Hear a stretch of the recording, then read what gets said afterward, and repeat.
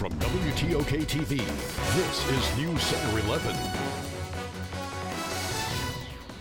Changes are being made to the Special Education Fund. What you need to know about how families will now be selected. And the race for chief in Choctaw is not over. It's down to 2 candidates left to fight it out. Good News Center 11 at 10 starts now.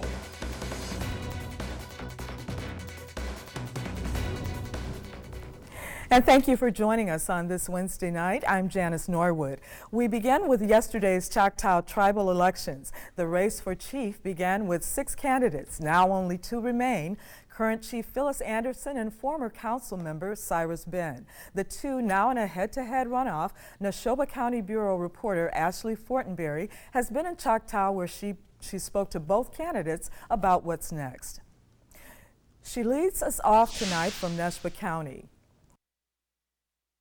The 2019 MBCI tribal elections ended Tuesday with former council member and businessman Cyrus Ben taking the lead over incumbent Chief Phyllis Anderson. Despite the differences, Chief Anderson says she is grateful to the more than 11,000 member tribe, which she calls family. I believe it would be great for the future generations to make sure that we move forward together as we have done in so many elections. Ben received 1,591 votes, and Chief Anderson received 1,186. Anderson says she is focused on continuing her efforts for the tribe because she does not believe their work is done.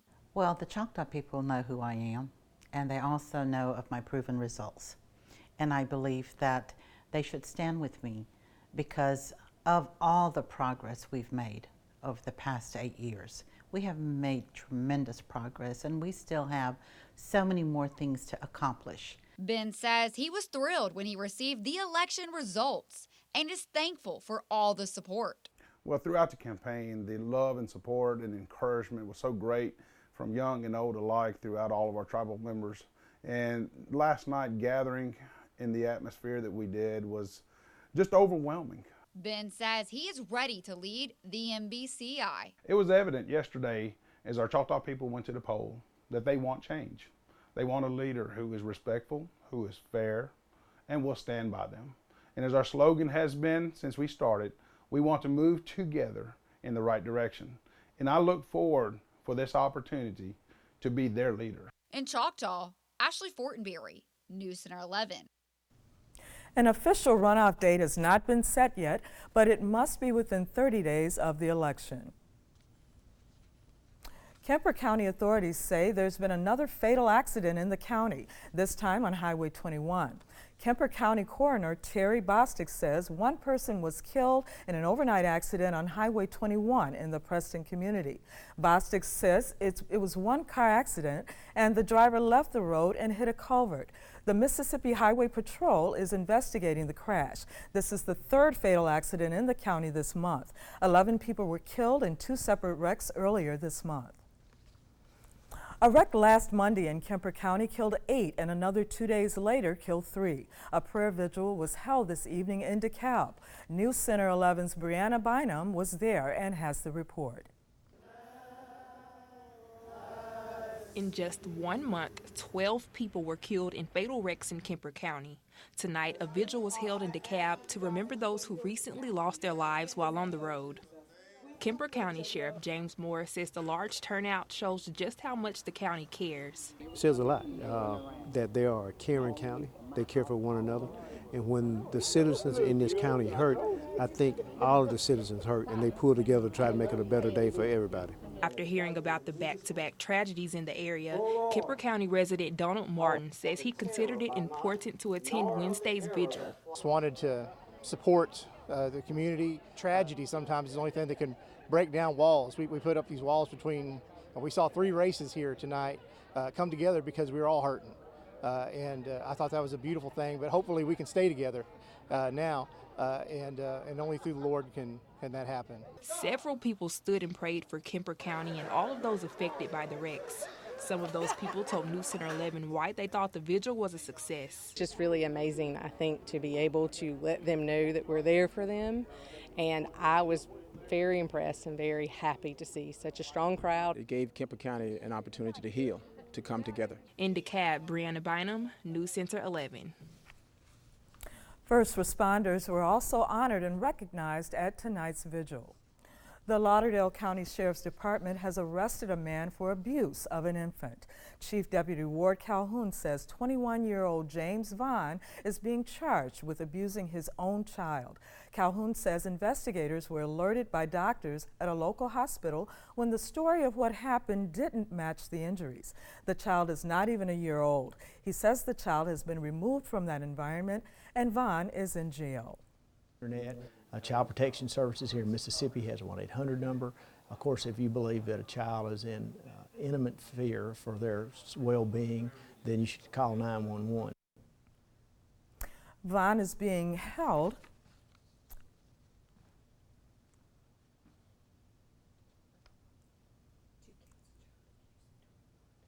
on 2 counts of child abuse with a total bond of $40,000. Now, Storm Team 11 weather with Chief Meteorologist Brian Hutton Jr. And temperatures have remained below average for us again today with lower humidity as well. We'll keep the comfortable conditions around for about another half day before winds turn from the south, and that sends us back to summer-like conditions. Temperatures in the 80s across the board. This will change as we head into your Friday, as temperatures will make it back into the lower 90s area-wide. Complete details on how long summer returns for us coming up in just a few minutes. Janice? All right, thank you, Brian. And the University of West Alabama Police Department initiated training for law enforcement and other agencies to highlight the new face of slavery. Law enforcement has identified human trafficking as a real and growing problem. Because it's complex, the University of West Alabama Police Department hosted a class to spread awareness of this crime. Human trafficking involves the use of force or fraud to obtain some type of labor or commercial sex act.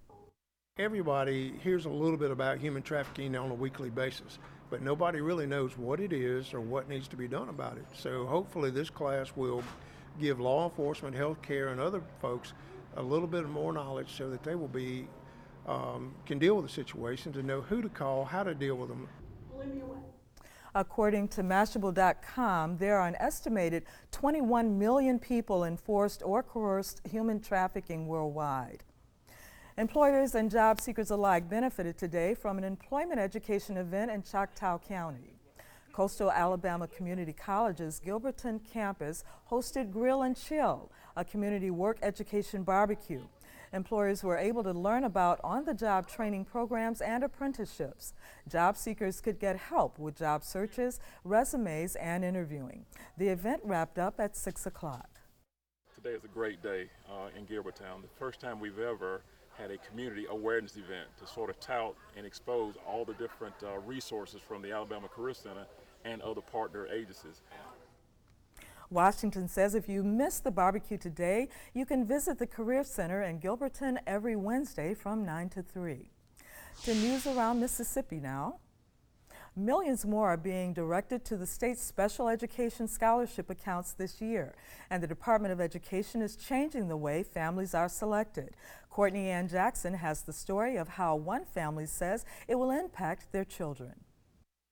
The Ware family has 3 children, their youngest 2 both diagnosed with autism, and public school wasn't meeting their needs, but the alternative isn't cheap. When you wait 8 years to hear your child call you mama, you know, it's worth anything. They've been waitlisted for the education scholarship accounts for the last 2.5 years, but luck will soon be taken out of the equation and priority will go to waitlisted families like the Wares. We knew as of March that there was more money available, but it was still, at that point, we were still being told it was a lottery process.